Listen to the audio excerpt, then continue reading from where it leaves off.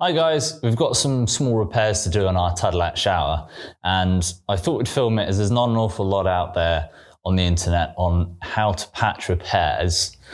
And as we're learning, I thought we would share what we're doing. So what you're going to need is a box to mix it in, some Tadelakt, obviously. Usually Tadelakt is dyed, so we have some bottle green dye to match the shower that we're trying to patch, just some tubs and pots and things to help us mix. This is a polishing stone, so you're going to need to get one of these. Probably the same place that you can get your Tadelakt from is going to sell one of these. This is probably the most important thing you need apart from Tadelakt itself. This is what makes it waterproof and closes up the pores, and we're definitely going to need this for the repair work. The oddball material is some lady tights, and they need to be fine enough to not let a grain of sand go through the mesh, because what we're going to be doing is mixing it, and if you just paste it on as it is, you're going to find the grain on top of the Tadelakt is going to sit there, become a bit gritty, and as you try and polish it, it's just going to pull itself off. So what we want to do is we want to get the cream from the mix onto the surface to patch any of the cracks and patches that we have on the shower.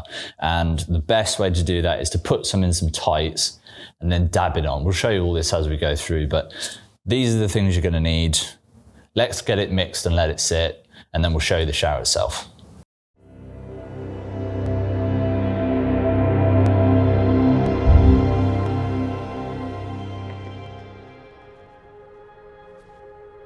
We're no pros at applying Tadelakt, so this is just our experiences having a go. Hopefully you can learn something from our attempt.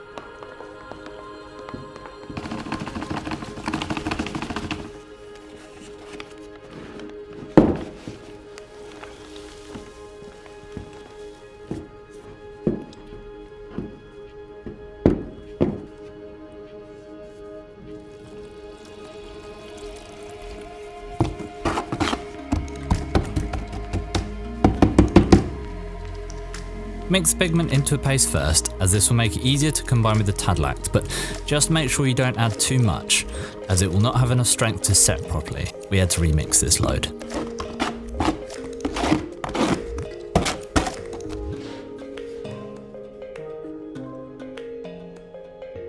These are the type of patches we're going to repair.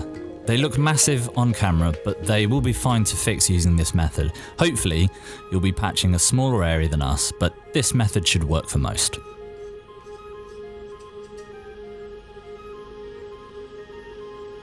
The best way to get the Tadelakt in the tights is to put your hand inside, grab a handful of Tadelakt, turn it inside out, being really careful not to get any on the outside. And congratulations, you have successfully made a Tadelakt testicle. So let's get to the application. Dab the, let's call it the application ball, gently on the areas to patch.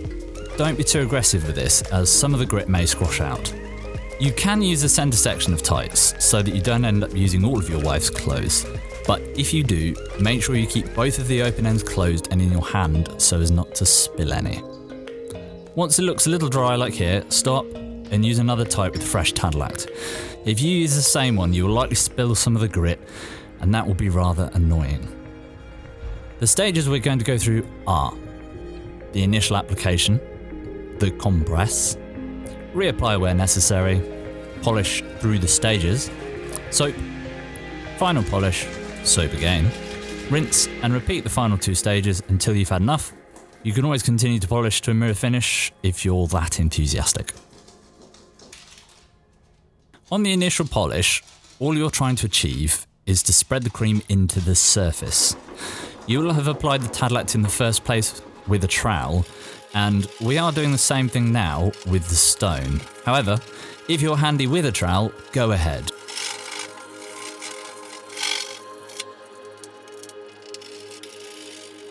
Once it has stopped looking slushy, but is still wet and you have flattened it out, you can add another coat to any bits that have not quite filled properly or that you have missed.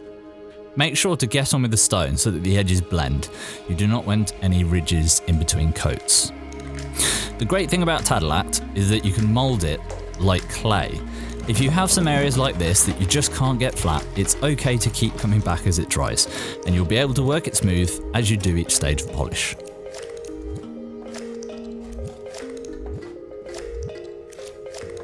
The purpose of the polish is to close the surface pores. You will see the stone start to leave trails in the surface, which is a good sign it's beginning to dry. You will notice a light dust collecting on the surface as it begins to dry, and we will want to wipe this off. Luckily, one of the final stages is to apply soap, so we can use this to wipe the surface down.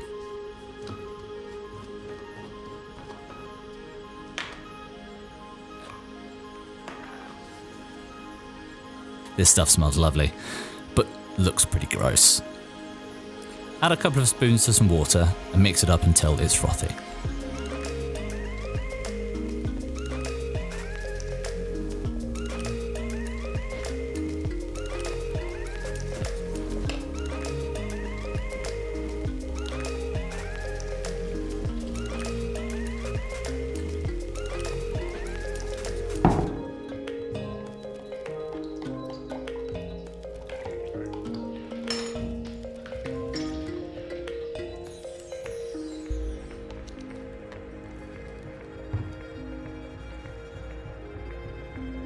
Apply some soap to a microfiber towel and remove the dust, rinsing off the towel in between.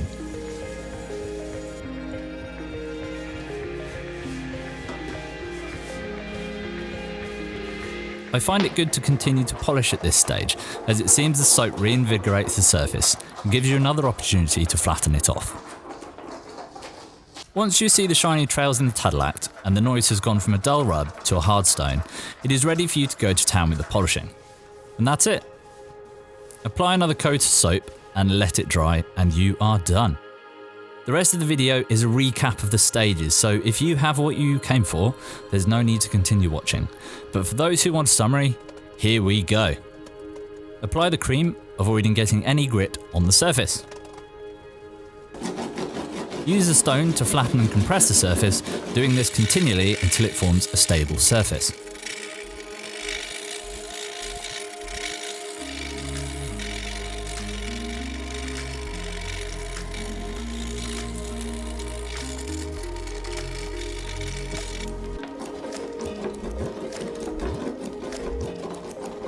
Reapply to any areas that need it. Flatten the second coat, ensuring the edges blend to the first.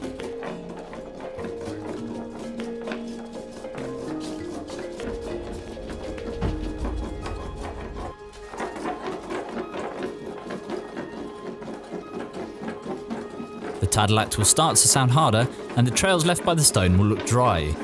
This is a sign you're close to applying soap.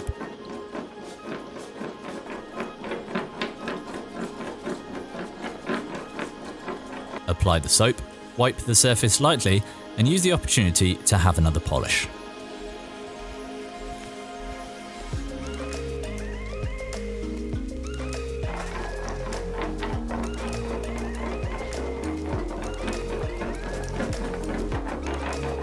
Keep returning to the job every hour or so to test the surface with the stone, and once it leaves shiny trails, you're good to do the final polish.